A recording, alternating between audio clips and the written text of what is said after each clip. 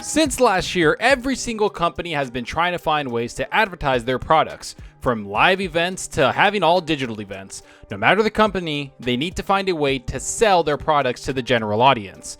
Xbox and gaming is no different, except there was always events for gaming to do that. There was E3, where people from all over the industry around the world would get together and showcase their next big games, or talk about the awesome technology that will be coming to their consoles.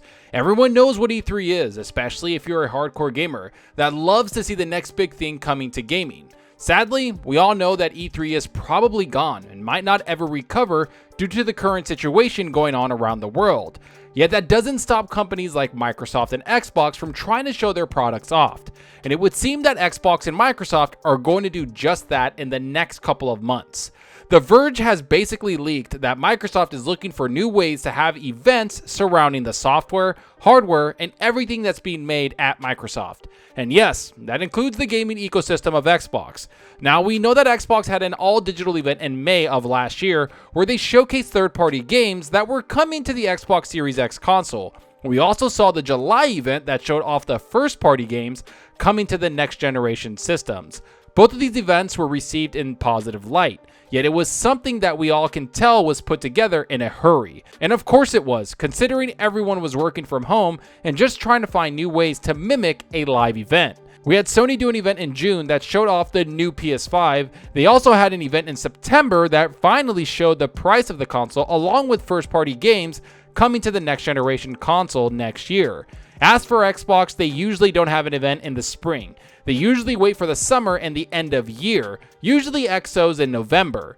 But it would seem that things are about to change since it's basically leaked that there might be an event in the next couple of months.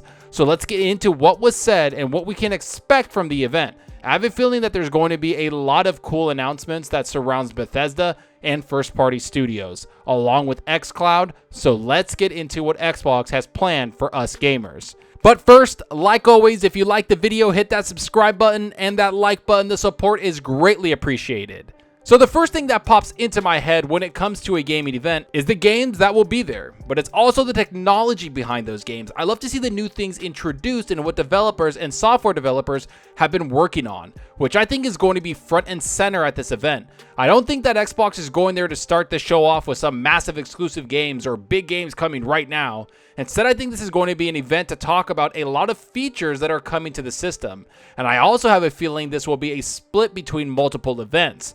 Some for Microsoft products and software, and they'll have a section for gaming which will revolve around their gaming ecosystem, which is something this article by Verge points out. Here's what's said.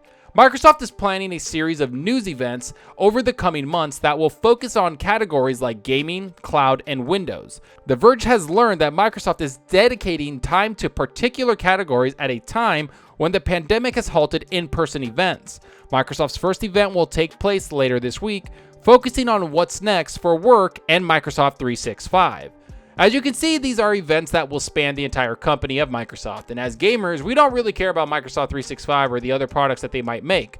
But what we do care about is the other features, studios, products, and of course games they might make surrounding Xbox, which is something that the article talks about. In fact, the article says Microsoft has big plans for gaming in 2021. Here's what the article continues to say. Microsoft also has big plans for gaming in general throughout 2021, especially with its Xbox Game Pass and XCloud work. Microsoft's dedicated gaming event will likely focus on the company's plans to expand XCloud and its gaming efforts in a year that will see a reimagined E3 take place. So let's break this down. First up is the Xbox Game Pass. Now, we all know that Game Pass is amazing and that it's all well and good. We know it's the best value in gaming, bar none, and whoever tries to hate on it doesn't know what they're talking about. Which brings me to what they could possibly talk about in Xbox Game Pass, especially since they've talked and showed plenty of games coming in 2021 for Game Pass.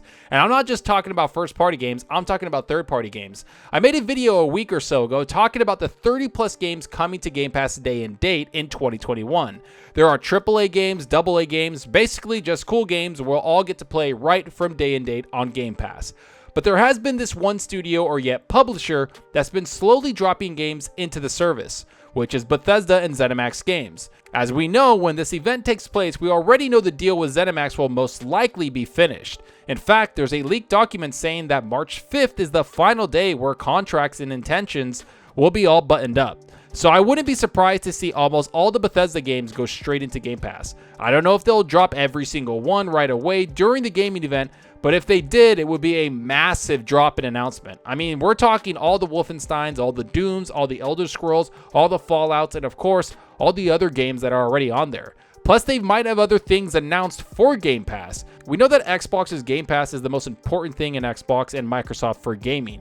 They want Game Pass to have everything and they want people to join it right away. So every single event that revolves around gaming for Microsoft is more than likely going to revolve around Game Pass. So we better get used to a lot of announcements for it because that's their focus going forward. Which brings me to the next topic, which is XCloud. People need to remember that Game Pass and XCloud are pretty much tied hand to hand. If you buy the premium subscription of Game Pass, you automatically get XCloud. And we know that XCloud just launched about 5 months ago and came out of beta and has been a pretty nice success for Xbox. Not only have they opened the mobile market to bigger budgets and higher quality gaming, but they've hit a market that many companies just can't reach. Google has failed pretty much at every turn, Amazon might be a little late to the party, and Apple is actually wildly successful in gaming by just having games tied to their ecosystem from the mobile aspect of their products. That's something that Xbox is going to capitalize on, and I have a feeling they're going to talk about a couple of new features surrounding XCloud. They're going to talk about stability and new techniques they have for XCloud in their code, how they're going to expand to PC and have it ready for people on the PC platform and even the Xbox platform in case people want to play away from their consoles. Not to mention, they might talk about having the service on iPhone and iOS. I know that's been a battle and Xbox is going to have it on the iPhone because they must have it on one of the biggest mobile services in the world, which is iOS. Now, the next topic is their gaming efforts where they're reimagining E3. Now, I don't think this will be another E3 level event. I have a feeling they'll save that for the summer event we're bound to have.